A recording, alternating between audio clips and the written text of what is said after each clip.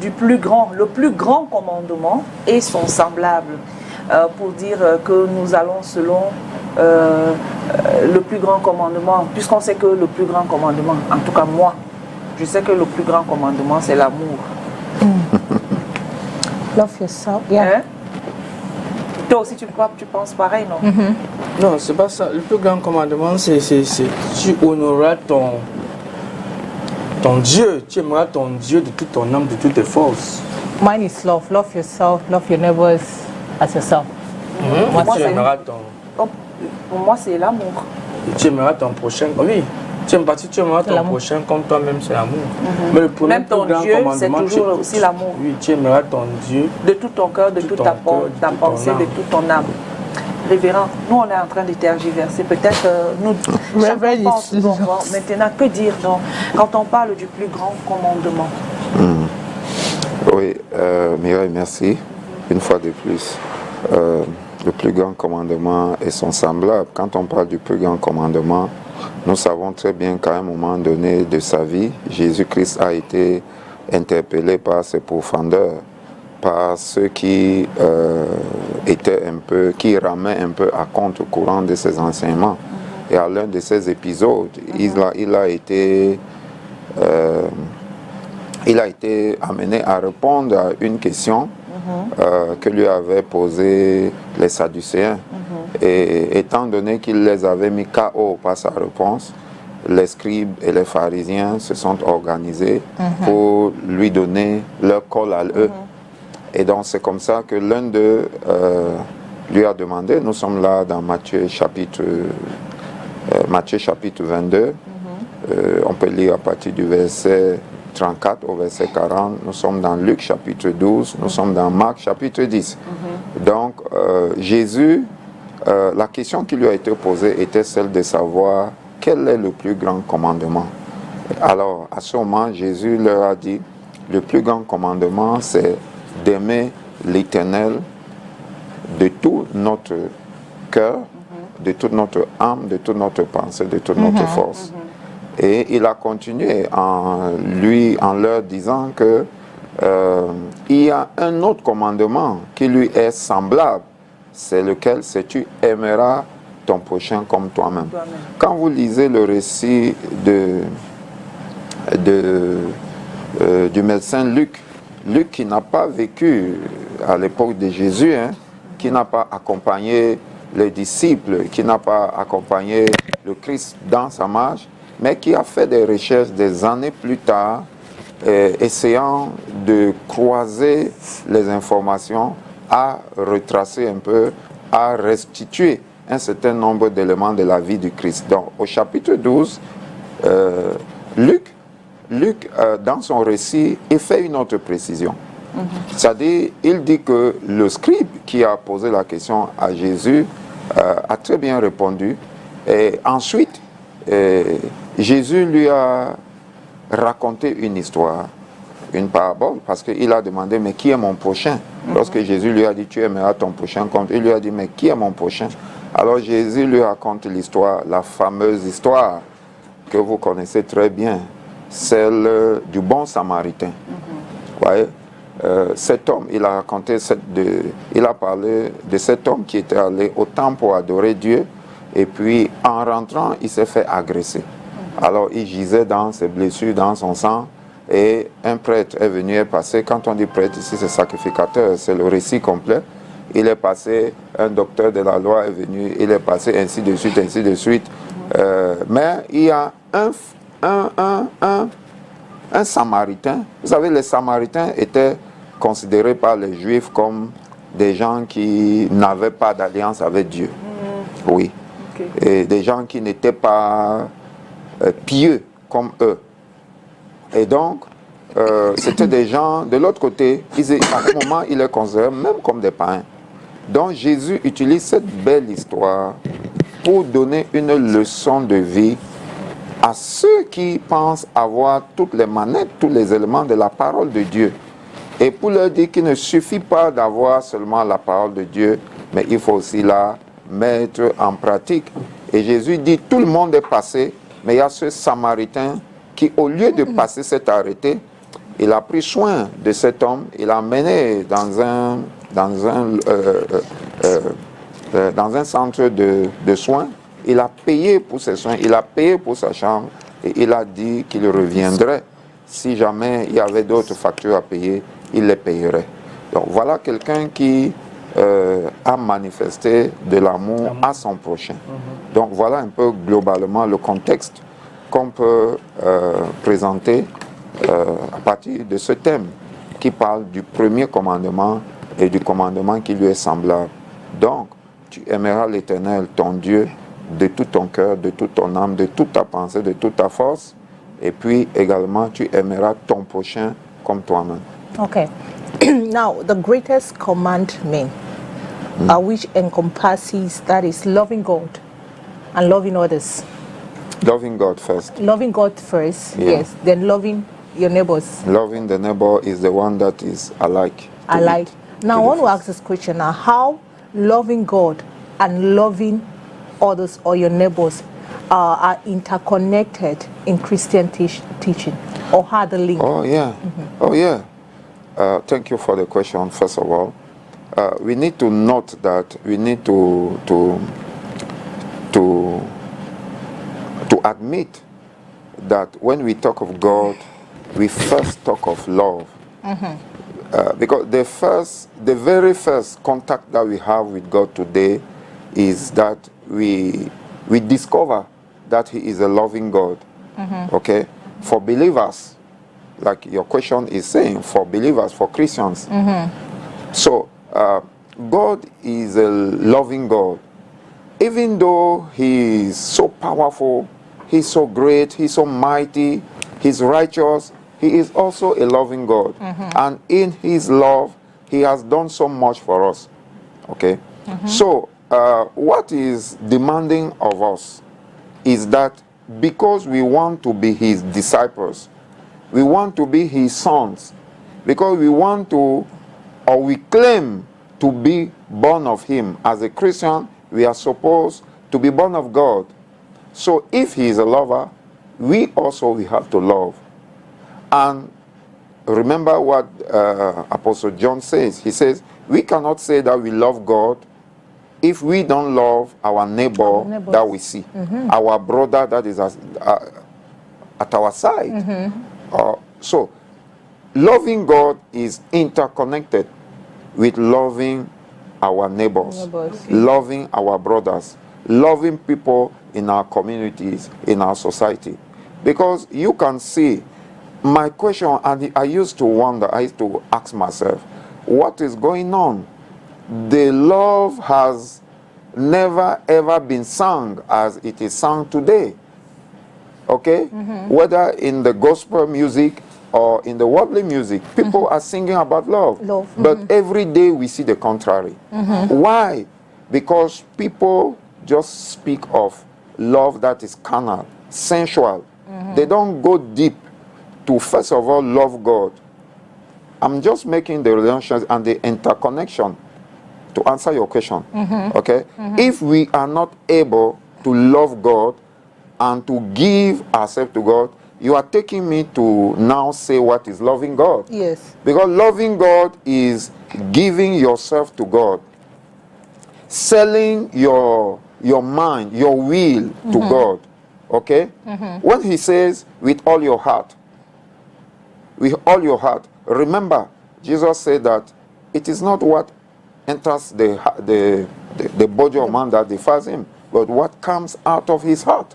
So our heart is a source of, the greatest source of our life, our behaviors, our everything, okay? Our habits, it all comes from our heart. Loving God with our soul, that is with our personality, with our mind, with our thoughts, with everything. It simply, with our strength, it simply means giving ourselves to God, having faith in Him. And if I trust God, if I have faith in God, if I've given my heart to God, I will not be inclined to hurt my neighbors. I will not be inclined to hurt my mates, whether in the classroom, whether in the office, whether in the family, whether in the society as a whole. So I don't know if I'm answering your question. Yes, you are. When you look at the love of God, look at the cross. This is the image we always do. When you look at the cross is like this and like this. Because Christ came to reconcile men to God and to reconcile men between themselves. Okay. Yes. It is the love of God is first of all vertical and horizontal. God gave us his son so that we can have a better relationship with him. And it is in that relationship with him that we see his love, and we can also pour our own love towards him. And it is the same love that we have towards God that we must have towards our neighbors, our brethren in the society. No matter their origin, no matter their kind, no matter their complexion, no matter the race, no matter the gender, no matter the status. I don't know if I'm... Yes, you've answered my question. Thank you. Yes, continue. Yes, based on your response, now how can we as Christians apply these commandments in our daily lives, like our daily activities? How can we apply loving God and, you know, loving our neighbors as well? How can we practically apply it? Yeah, like we said, loving God is giving ourselves to God. So the greatest asset that we have, or the greater resource that we have, is ourselves. Giving ourselves to God. Secondly, is our time. We have our time. We have our, like he said, our strength. We have our time. We have our resources. We have everything that we have. We have to put them at the disposal of God and his kingdom.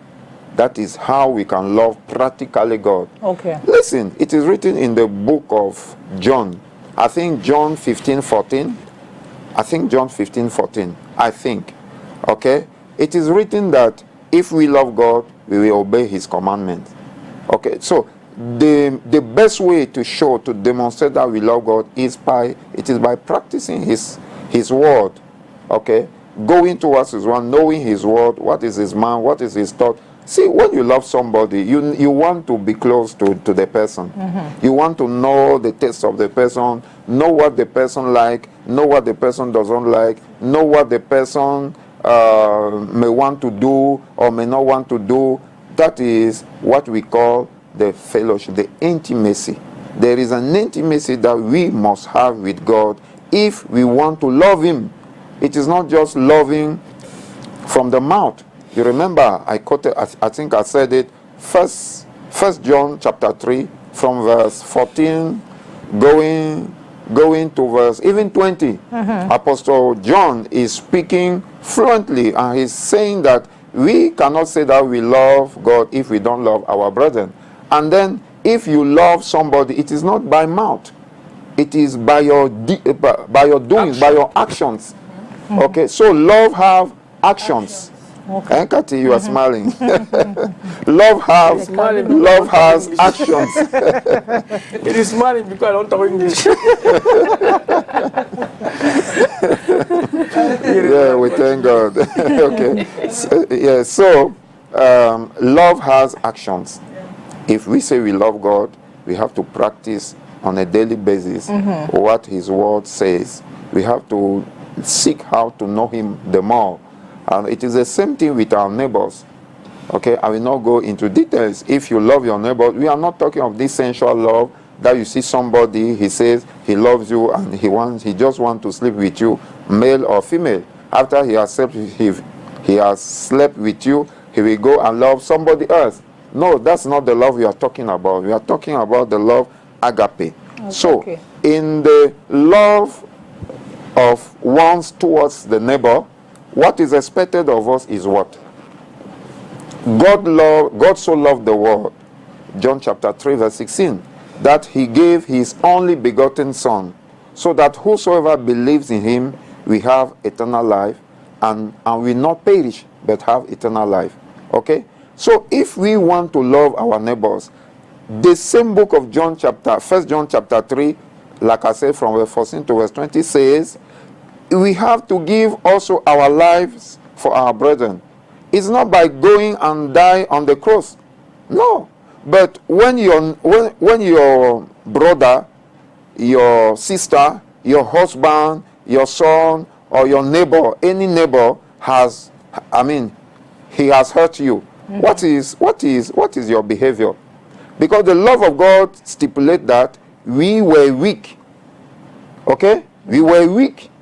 We were in the mud. We were downcasted. We were rejected. Okay? We sinned against God, but God came from heaven to the earth. He came, he left his place as God. He came and died for us so that we can recover the place of God that we were in his plan. Okay. Okay, so love goes into the weaknesses. Love is not mighty when somebody is strong. Okay. It is when you are weak that I can love you, that I can show you love. Because in your weakness, maybe you have hurt me, maybe you have failed, maybe you have done something against me, against the society, against anything, okay? And then I come and show you love. Remember, love always deals with weakness. When someone is in the weak position, you show him love in order to take him up. Yeah. So that is how we have to practice love towards God and towards our neighbors. Okay. Oh. Revenant, je ne sais pas, est-ce qu'on peut dire que quelqu'un qui aime sincèrement son semblable est aussi en train d'aimer Dieu? Parce qu'il y a des gens ici dehors qui ils ne croient pas en Dieu. Bon, disons ça comme ça, ils ne croient pas en Dieu, il ne va pas à l'église, il ne lit pas la Bible, il est là. Mais, par contre, il aime sincèrement son semblable, il fait la bonne chose, il respecte les gens. Est-ce qu'on peut dire que celui-là, parce qu'il aime son semblable, il aime aussi Dieu? C'est son Dieu de tout son cœur, tout son âme. Merci pour la question, Calvino, tonton Calvino. La question, elle est très pertinente. Regardez, lorsque Jésus-Christ s'adresse à ses interlocuteurs dans cette phase des textes que j'ai cités, il leur dit expressément, le premier commandement, c'est celui-ci. Alors, et il leur dit, s'il vous plaît, pardon, il leur dit, et il y en a un second qui lui est semblable. Ok. Qui lui est semblable. Cela veut dire théoriquement et pratiquement que on ne peut pas parler du second commandement en éloignant le premier. Okay. Encore dit autrement, on ne peut pas remplacer le premier commandement par le second. Les deux vont ensemble. Vous comprenez? Parce que Dieu est l'être suprême qu'on ne peut pas esquiver dans notre vie. On a beau l'esquiver, un jour on va le rencontrer. Si nous l'esquivons en tant que sauveur, en tant que maître, en tant que l'ami qu'il veut être pour nous, nous risquerons un jour le rencontrer comme notre juge. Donc, rappelons-le nous. Donc, s'il arrive, je rentre dans votre question, s'il arrive que quelqu'un aime ses prochains, nous revenons sur le fait que nous ne sommes pas en train de parler de l'amour sentimental. Voilà. Nous parlons d'un amour qui va au-delà des sentiments. C'est-à-dire qui transcende les émotions humaines que vous pouvez avoir sur quelqu'un. La preuve, c'est que vous pouvez rencontrer quelqu'un qui est dans une situation complexe. Vous ne le connaissez pas. Vous n'avez jamais eu d'interaction avec la personne, mais vous avez de la compassion pour faire du bien à la personne. Donc, cela ne vient pas des émotions, tout simplement. Donc, une telle personne, nous devons l'encourager. Souvenez-vous de la parabole de l'histoire que Jésus a vécue. Il y a un jeune homme qui est venu, le jeune homme riche, qui est venu vers Jésus et lui a posé une question. Alors, après que Jésus ait répondu, Jésus lui dit, va et vends tout ce que tu as et donne-le aux pauvres, ensuite viens et suis-moi. Voilà. C'était Zachée. Non, c'était le jeune homme riche. Le jeune homme riche, oui. Alors le jeune homme s'en est allé triste. Il s'en est allé triste pourquoi? Parce que il dit bien à Jésus qu'il a pratiqué tous les autres commandements dès son enfance. Et la Bible précise que Jésus l'a regardé et l'a aimé. Ça veut dire qu'il avait raison. Mais il y a un autre niveau. Il y a un plus grand degré d'amour vers lequel le Seigneur l'appelait, auquel il n'était pas prêt à se donner. Alors, c'est la raison pour laquelle il a tourné le dos et il s'en est allé. Ok. Mais cela a amené Jésus à dire qu'il est plus facile à un riche de passer, à un chameau, pardon, de passer par le trou d'une aiguille Quand un riche. qu'à un riche d'entrer dans le royaume des cieux. Même si c'est une allégorie, cette allégorie est souvent expliquée autrement, mais toujours est-il que nous la voyons comme telle et nous comprenons ce que cela signifie. Donc, cette personne qui au quartier aime les gens, se donne, ainsi de suite, ainsi de suite. Et vous dites que la personne ne connaît pas Dieu. Oui. Est-ce que cet amour peut remplacer l'amour de Dieu? Voilà. J'ai dit non. Non. Parce que, voyez-vous, lorsque vous aimez les hommes, cela signifie qu'il y a quelque chose de divin en vous. Peut-être que vous ne l'avez pas encore découvert. Mais lorsque vous vous donnez aux gens, lorsque vous avez de l'empathie, de la sympathie, lorsque vous éprouvez de la pitié pour les gens, pour des gens, de la compassion, et que vous voulez aider, vous êtes prêt à renoncer à vos droits, vous êtes prêt à céder une part de vos biens, de votre héritage, ainsi de suite, parce que vous voulez faire du bien aux gens. C'est une bonne chose, mais ne vous arrêtez pas là. Ok. Parce que cette chose seule ne va pas vous permettre d'entrer dans le royaume des cieux. Amen. Donc, il faut aller plus loin. Dans le livre de 1 Corinthiens, chapitre 13, très important, l'apôtre Paul dit ceci. Il dit, si je donne ma vie pour les gens, si je donne tous mes biens aux pauvres, si je donne même mon corps à être brûlé pour quelqu'un, et que je n'ai pas d'amour, je suis comme, il a dit, un tonneau vide, il a dit une cymbale qui retentit, ainsi de suite, ainsi de suite. Allez lire. Cela signifie que on peut faire des choses, on peut faire des actions qui semblent être de l'amour, manifesté aux hommes. Mais si on n'a pas d'amour véritable dans notre cœur, on est comme une cymbale qui retentit. Parce que je voudrais vous dire, mon cher Calvino, qu'il y a beaucoup de personnes qui font du bien aux gens pour leur propre bien. Voilà, vérité. Il y a des gens qui font du bien parce qu'ils veulent être vus. Il y a des gens qui font du bien parce qu'ils sont en train de préparer une grande carrière politique. OK? Il y a des gens qui font du bien parce qu'ils visent certains postes dans l'église ou dans autre chose. Donc, Dieu dit clairement que si nous avons toutes ces choses, même si nous donnons nos corps à brûler, même si nous donnons tous nos biens aux pauvres, et qu'au fond de nous, nous n'avons pas d'amour, nous sommes vides. Tonneau vide. Alors, le meilleur amour, c'est l'amour de Dieu. L'amour que nous avons dans nos cœurs pour Dieu. Parce que c'est parce que nous aimons Dieu que nous faisons du bien aux gens. Ça ne doit pas être le contraire. Sinon, nous allons nous fourvoyer. Nous allons nous casser la figure lorsque les choses seront plus difficiles.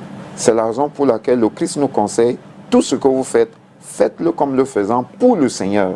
C'est-à-dire que même lorsque je vous donne des choses, lorsque je vous fais du bien, même lorsque je me prive de ce que j'ai, je me prive de mes droits. On m'offense, mais j'accepte de laisser aller. Je pardonne. Je le fais à cause du Seigneur, à cause de l'amour de Dieu. D'accord? C'est parce que j'aime Dieu, c'est à cause du fait qu'il nous a aimés le premier, que je peux aussi me donner aux hommes, que je peux me donner à ma société. Amen. Reverend, what are some of those maybe obstacles individuals might encounter in loving God and their neighbors? Oh yeah, there are many. There are many, Kati. Towards God, there are many. First of all, some of the things that we have, like hindrances, is lack of faith. Lack of faith. Lack of faith, okay. Yeah. Because, you know, we enter, our interaction with God starts with our faith. Faith simply says that I believe what God said. I believe there is a mighty God, there is a superior God, and I trust Him. I give Him my heart. I give Him my life. Okay? I accept to do according to what He has said. I mean, according to what He he has decided according to his will, if he wanted. So the first hindrance can be the lack of faith. And that lack of faith simply means that we don't trust the word of God. We don't trust him. At times we can say we love God, we can do this for God, but we don't trust God. Remember, one of the examples that we have in the Bible, in the man we love so much, Apostle Peter. Yeah. Apostle Peter came to a point in his life, all of us, we know that Apostle Peter was loving God. He was loving Christ. Okay? We know of sure that he loved Christ. But it happened in his life at a certain time because of pressure, because of life pressure, he came to the point that he denied Christ. Meanwhile, few hours before, he said, even if the other disciples will run away and abandon Christ, he will never do that. He was serious. He was loving God. But he couldn't make it to that point because at a certain time, his faith came down. Okay? His faith came down. So there is faith. There is, I don't want to enter deeply in the other things. Yeah. There's lack of faith. There is distraction. There is the love of the world. Okay. Yeah, the love of the world. People may stumble in the fact that they love the world, the things that are in the world more than God. Apostle James said it, and even Apostle John, that if somebody loves the world, the love of the Father is not found in him. Okay? Loving the world is being inimitié. How do you say inimitié in English? Inimity. Inimitié, I don't know. Yeah, it can be enmity. No, it simply means that if we don't love God, if the love of the world is inside of us, we cannot love God. We cannot love the Father. So these are the hindrances. People love some of the things of this world. People are materialistic.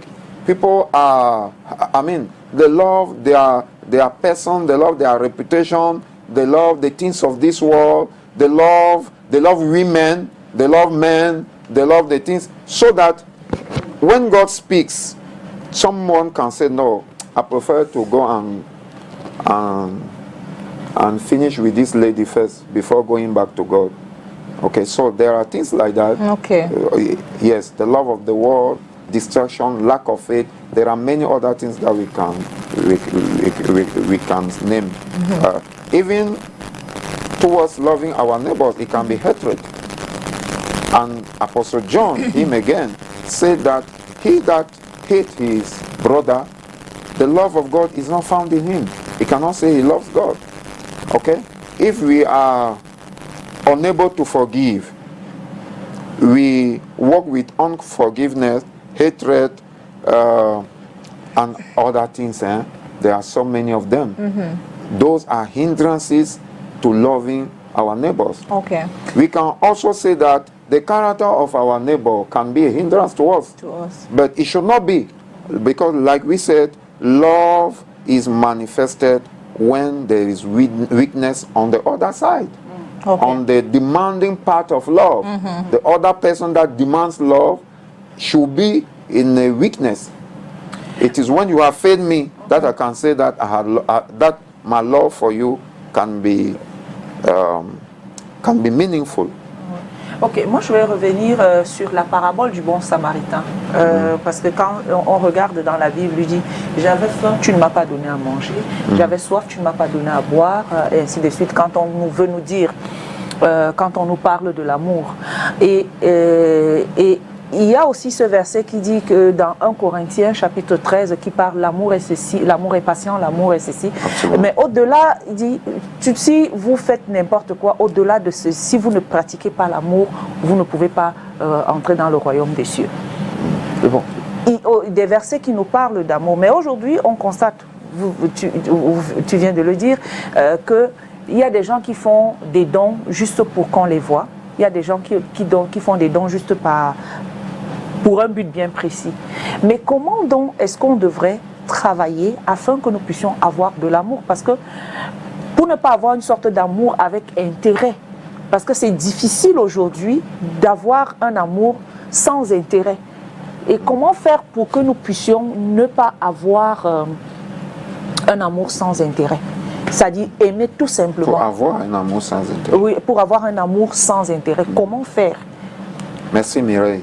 Permettez-moi de dire que la vie chrétienne est une expérience spirituelle d'abord. La vie chrétienne, si vous êtes ordinaire, vous êtes normal, vous ne pouvez pas vivre la vie chrétienne. La vie chrétienne est une vie extraordinaire, c'est-à-dire qu'elle demande de la puissance de Dieu pour être vécue sur la terre. Donc si Dieu est notre Père, et s'il est celui qui vient habiter dans nos cœurs, il est possible que vous puissiez, que vous manifestiez, il est possible que vous manifestiez de l'amour à quelqu'un sans espérer quoi que ce soit, sans intérêt, pas parce que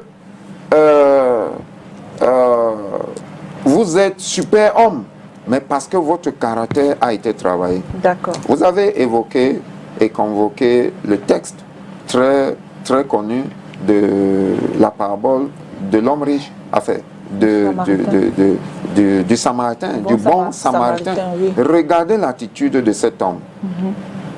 Son seul intérêt à ce moment-là était de voir cet homme qui avait été grièvement blessé, après avoir été agressé et dépouillé totalement, d'accord? Son seul intérêt était de voir cet homme recouvrer la santé comme lui-même.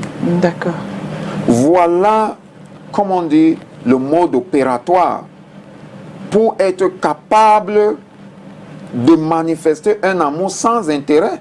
C'est-à-dire, c'est de vouloir faire à l'autre ce qu'on aimerait que quelqu'un d'autre nous fasse si on était à la place de la personne. J'ai souvent entendu des gens dire que Dieu est un Dieu d'intérêt. Vous savez, on peut dire oui, on peut aussi dire non. Parce que l'intérêt de Dieu n'est pas émaillé de souillure charnelle. Vous comprenez? Quand Dieu même aurait créé toutes choses pour son bon plaisir, pour sa bonne volonté, cela ne sera jamais de l'égoïsme. D'accord. Est-ce qu'on se comprend? Cela ne sera jamais de l'égoïsme. Donc, dire que Dieu est un Dieu d'intérêt, c'est faux. Parce que le dire ainsi va nous amener à comprendre Dieu sur la plateforme de la limite de notre intelligence qui voit l'intérêt comme étant quelque chose de péjoratif. Vérité. Or, l'intérêt n'est pas toujours péjoratif. D'accord. Lorsque je vous aime comme si je m'aime moi-même, je fais du bien à vous, pas à moi. Je vous fais du bien, c'est ce que je voulais dire. Pas à moi. C'est-à-dire sur la trajectoire de tout le processus de mon amour pour vous, on ne verra pas que je le fais pour moi-même. Et c'est pourquoi vous avez très bien dit que l'apôtre Paul a dit, même si je donnais mon corps à brûler, d'ailleurs j'ai cité ce texte ici, même si je me donnais, je donnais tous mes biens, je vendais tous mes biens que je les donne pour, si je n'ai pas d'amour en moi, à l'intérieur de moi, ça veut dire quoi? Ça veut dire clairement que si je ne le fais pas par amour, vous comprenez? Je peux donner mon corps à être brûlé. Si je ne le fais pas par amour, je peux vouloir briguer le mandat de la présidentielle au Cameroun. Si je ne le fais pas par amour pour la population, je peux vouloir briguer le mandat. Voilà les élections municipales qui arrivent et législatives, je vais dire, même comme elles ont été repoussées. Est-ce que je le fais par amour? Là où je suis là, en train de parler à des milliers, des millions de téléspectateurs, est-ce que je le fais par amour ou bien je suis venu pour me faire voir sur le plateau de STV? C'est très important. Cela va déterminer l'impact qui sera perceptible dans les vies des gens derrière la caméra. Donc il est possible, et je voudrais vous dire, si vous n'avez pas encore expérimenté quelque chose dans le domaine spirituel, il vous sera difficile d'affirmer que cela est vrai. Il est possible d'aimer les gens sans intérêt. Sans intérêt. Amen. Ah oui, il est possible d'aimer des gens sans intérêt. Il est possible d'aimer quelqu'un, ne même pas savoir pourquoi vous aimez la personne. homme comme femme. Mais c'est devenu très difficile aujourd'hui parce que l'amour est devenu aujourd'hui mercantile. Oui. Et ça fait que c'est comme si on commence à parler amour à un certain âge de la vie, à un certain âge. Parce que quand on est un peu plus jeune, c'est avec intérêt. En fait, on a une idée autre de ce que c'est que l'amour. Mais quand on prend de l'âge, c'est là où on commence à faire on donne des leçons, on essaye de dire oui, non, il faut aimer pour rien. Ou bien est-ce que c'est avec le temps qu'on va apprendre ou qu'on apprend tout ça? Ah, moi je dis ça parce que même moi-même si qui parle ici, c'est peut-être avec l'âge que je commence à voir certaines choses. Est-ce que c'est le temps qui nous permet de voir les choses? Ou bien comment faire pour que cette jeunesse aujourd'hui que nous avons, que nous avons, nos jeunes, puissent garder, la semence de l'amour afin qu'ils ne s'éloignent pas, afin qu'elle ne s'éloigne pas autant pour moi. Et c'est à l'âge, quand on sera déjà à un certain âge, qu'on va commencer à penser, non, vous savez, il faut aimer, hein, c'est que l'amour, c'est quelque chose, tu vois. Comprends un peu ce que je veux dire, non? Merci Mireille, merci Mireille. Merci de me relancer sur cette question, Oui. parce que dans la phase de la première réponse à votre question, je voulais justement signifier que nous ne pouvons pas aimer suffisamment sans intérêt si l'amour du Père ne se trouve pas en nous. Or, l'amour du Père, nous l'acquérons dans l'intimité avec Dieu. Ok. Dans la communion que nous avons avec Dieu, c'est Dieu qui répand son amour dans nos cœurs. Il a déjà fait. Il est écrit que Dieu a répandu son amour dans nos cœurs par le Saint-Esprit. Si nous avons le Saint-Esprit en nous et que nous marchons au quotidien avec le Seigneur en connaissant nos limites, très important. Quand on dit d'aimer le Seigneur avec tout notre voix, toutes nos pensées, ainsi, nous devons connaître nos limites. Exact. Nous devons connaître nos capacités, nos limites. Nous devons suivre Dieu avec un engagement conscient, délibéré, mesuré. Jésus a dit que celui qui veut me suivre s'asseye et calcule. Qu'il calcule ce que ça va lui coûter de me suivre. Donc c'est un engagement formel. Et dans cet engagement-là, nous devons savoir que nous avons des limites à ce niveau, à tel autre. Et à cause de cela, nous pouvons donc aller humblement au pied du Seigneur, lui demander de nous aider dans ses limites, dans cet art. Voilà comment on accède à l'amour de Dieu. Vous avez dit très bien, Mireille, que c'est à un certain âge qu'on commence. Mais c'est tout simplement parce que l'âge, si vous voulez, la maturité vient très souvent avec l'âge. C'est avec l'âge qu'on accède à la compréhension d'un certain nombre de choses. Vrai aussi, parce qu'on les a apprises par expérience. On peut aussi les apprendre. Voilà. Ce qu'on dit, la vie t'enseigne. La vie t'enseigne. On peut aussi l'apprendre par la sagesse en écoutant les conseils. Et donc là, à partir du bas âge, tel que nous sommes en train de le dire dans cette émission, on peut commencer à aimer notre prochain. Écoutez-moi, nous avons un problème au Cameroun. Parce que lorsqu'on parle d'amour, on n'est pas en train de parler simplement de l'amour érotique. D'accord, oui. On ne parle pas de l'amour. Nous avons parlé ici des fratricides. Nous avons parlé des parricides. Nous avons parlé des meurtres que nous avons aujourd'hui au Cameroun. Qu'est-ce qui fait qu'un homme, une femme prennent le couteau et poignardent son conjoint, l'empoisonnent, ainsi de suite? Parce qu'il n'y a pas d'amour du prochain. Parce qu'il n'y a pas d'amour. Il n'y avait que ce sentiment érotique qui a foutu le camp avec la pression de la vie. Vous nous avez conviés ici à une émission, on a parlé de bâtir, comment bâtir sur un fondement solide. La vie, notre vie est quelque chose que nous bâtissons. Et nous devons la bâtir quelque chose. Nous devons la bâtir en posant les fondements sur le roc qui est le Christ, qui est la parole de Dieu, qui est la volonté de Dieu. Donc pour avoir cet amour désintéressé dans nos cœurs, nous devons le demander au Seigneur. D'accord. Nous devons garder une étroite communion avec le Seigneur, avec le Saint-Esprit, qui mettra en nous ces capacités-là. C'est possible. D'accord. C'est possible. J'étais en train de dire, Mireille, permettez-moi moi de le dire, nous sommes au Cameroun, parce que l'évangile doit être adapté à nos cultures. Aujourd'hui, l'un des problèmes lancinants que connaît le Cameroun, c'est le tribalisme. C'est trop. C'est le tribalisme. C'est vrai. Le tribalisme est une preuve de manque d'amour. C'est vrai. Vous comprenez? Le tribalisme, je vous assure, c'est une gangrène qui peut détruire une société. Souvenez-vous de ce qui s'est passé au Rwanda. Oui. Ah oui, nous devons faire très attention.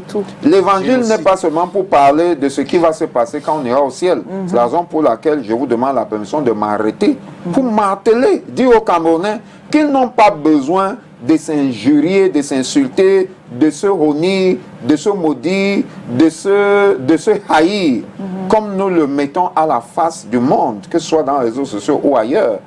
Et je dis souvent aux gens, la population camerounaise est très jeune. Quand vous voyez les gens s'exprimer sur les réseaux sociaux, vous ne savez pas quel est l'âge puéril de la personne qui est derrière le clavier et qui est en train d'écrire. Parfois, c'est des petits-enfants, des personnes qui n'ont pas d'éducation, des personnes qui n'ont pas l'instruction civique. C'est la raison pour laquelle nous plaidons avec les structures éducatives de l'État pour qu'on ramène l'instruction civique à l'école. Que les gens sachent ce que c'est que le drapeau, que les gens sachent ce que c'est qu'une nation. Beaucoup de jeunes aujourd'hui ne peuvent pas vous définir une nation, même jusqu'au niveau doctoral, même jusqu'au niveau du master, ils ne peuvent pas vous définir ce que c'est qu'une nation. C'est un problème. C'est cela qui fera en sorte que lorsque nous allons être avec quelqu'un qui est du nord, quelqu'un qui est de l'est, quelqu'un qui est du sud, quelqu'un qui est du grand ouest, ainsi de suite, nous allons le considérer comme un étranger. Nous allons le considérer comme quelqu'un qui est d'un autre monde. Mais tout cela, pourquoi? Pour des intérêts purement, je ne veux pas dire mercantilistes, mais purement matérialistes. Et cela se fait voir aujourd'hui dans l'Église. Est-ce que vous pouvez imaginer que des gens puissent se bagarrer parce qu'on estime que non, c'est les gens de telle région, où le pasteur est de telle région, donc il faut que ceux qui soient autour de lui soient de telle région, ainsi de suite, ainsi de suite. C'est des choses qui vont à l'encontre du message du Christ. Alors, ce message de ce téléspectateur qui dit bonjour sur le plateau, Dieu a tant aimé le monde qu'il a donné son Fils unique qui est mort pour nos péchés. De quel péché s'agit-il? Péché originel. Ah oui. Ah oui. Dieu a tant aimé le monde qu'il a donné son Fils unique afin que quiconque croit en lui ne périsse point mais qu'il ait la vie éternelle. Voilà le texte. Alors le Christ est mort pour détruire la puissance du péché. La puissance du péché, c'est-à-dire ce qu'il y a dans le péché qui fait sa force et qui amène les gens comme par la force à faire le mal. Si vous êtes en Christ, vous avez la possibilité de ne pas être mu, c'est-à-dire de ne pas être agi, de ne pas commettre le mal obligatoirement. Première chose. Deuxièmement, il est mort pour nos péchés simplement parce que les péchés que nous avons commis, en dehors de la nature du péché, parce que nous naissons tous dans le péché, les péchés que nous avons commis avant de rencontrer le Christ les efface. Le Père accepte de les effacer. Voilà pourquoi nous disons qu'il est mort pour nos péchés. Et plus nous avançons avec lui, plus nous marchons avec lui, il est écrit, si nous sommes en communion, 1 Jean chapitre 1, du verset 6 au du verset 6, verset 7 si vous voulez, jusqu'au verset 9 et même 10, vous allez comprendre le contexte. Mais il est clairement dit que si nous sommes en communion avec Dieu, si nous marchons dans la lumière, quand lui-même est dans la lumière, le sang de Jésus nous purifie de tout péché. Donc si vous êtes un croyant authentique, chers téléspectateurs, et que vous marchez au quotidien avec le Seigneur, cherchant sa volonté, marchant dans ses voies, travaillant à lui plaire, et que vous commettiez un péché quelconque, le sang de Jésus vous purifie de tout péché. Amen. Sachez cependant qu'on ne trompe pas Dieu. On ne va pas aller commettre du péché exprès, ok? Parce qu'on sait que Dieu va nous pardonner. Dieu n'a pas ainsi donné une licence pour le péché. Voilà. C'est le mauvais évangile qu'enseignent ceux qui parlent de la grâce de la mauvaise manière. Wow, ok. Alors, bientôt il est 11h52. C'est super bien parce qu'on a besoin de messages d'amour parce qu'il faut, on voit comment est-ce qu'on se déchire de plus en plus, même sur les réseaux sociaux, parce qu'on manque, c'est souvent un peu très violent, au point où on a peur, ça peut pousser à faire des choses, à commettre même des crimes et des meurtres. L'État doit intervenir. Il ne s'agit pas d'interdire un mot, deux mots, ça c'est pas une politique. Vous comprenez? Ça, ce sont des mesures ponctuelles. On ne dirige pas un pays avec des mesures ponctuelles. Il faut aller plus loin. Je parle du ministère de l'Intérieur. Il faut s'appuyer sur les les hommes d'État, sur les hommes d'église, sur les hommes comment vous appelez, les ministres de culte qui ont possibilité de parler aux gens, de parler aux populations. Moi, j'attends que le ministre de l'administration territoriale s'appuie sur ces entités, sur ces forces-là. Vous comprenez? On appelle ça la sensibilisation. Nous connaissons nos femmes qui vont dans les rues, nous connaissons les groupes de ceci, qu'on sensibilise les gens afin qu'il n'y ait plus la haine au Cameroun. Il ne faut pas qu'on arrive à un niveau de non-retour. Ouais. Vous voyez, Oui. nous avons déjà mal, nous souffrons déjà de voir ce qui se passe au sud-ouest et au nord-ouest. Cela n'arrange personne. Ni ceux du nord, du grand nord, ce qu'ils subissent là-bas, cela n'arrange personne. Et c'est ça, lorsqu'on parle d'une nation. Si vous ne comprenez pas ce que c'est qu'une nation, vous allez laisser la maison de votre prochain brûler, oubliant que si vous n'éteignez pas sa maison, le feu peut prendre votre toiture. Voilà. Voilà, merci beaucoup révérend, c'était vraiment plaisant de de t'avoir sur ce plateau. On se retrouvera dans 2 semaines. Parce que... Oui, Mireille, plaise à l'Éternel. Permettez-moi de dire merci à votre staff, de bénir le staff de STV, de bénir votre entreprise, Amen. parce que vous permettez que le Cameroun soit bâti. Il ne s'agit pas seulement de la foi chrétienne. Les conseils que nous donnons travaillent à former des hommes faits, des hommes patriotes, des hommes qui travaillent pour une société forte. Donc je vous bénis, je vous rends grâce grâce à Dieu et je bénis également STV. Merci révérend, c'était un plaisir d'avoir le révérend Messina sur ce plateau. Vous avez eu toutes ces coordonnées. Vous pouvez aller sur les réseaux sociaux Simon, vous pouvez l'avoir. Pour l'accompagnement spirituel, il se fera le plaisir de le faire. Il est du côté de Eido, ici à Douala, pour l'avoir. Merci. Demain, c'est un autre jour, vendredi, on sera à Total Culture. Tonton Calvino? Dieu a dit sortir avec son ex et un péché. Il a dit aimer ton prochain et non ton précédent. Cathy? Thank you, Mira. Thank you. Thank you, Reverend Calvino. See you tomorrow. Voilà, retrouvons-nous demain quand il sera 10 h. D'ici là, prenez soin de vous. Dieu vous bénisse.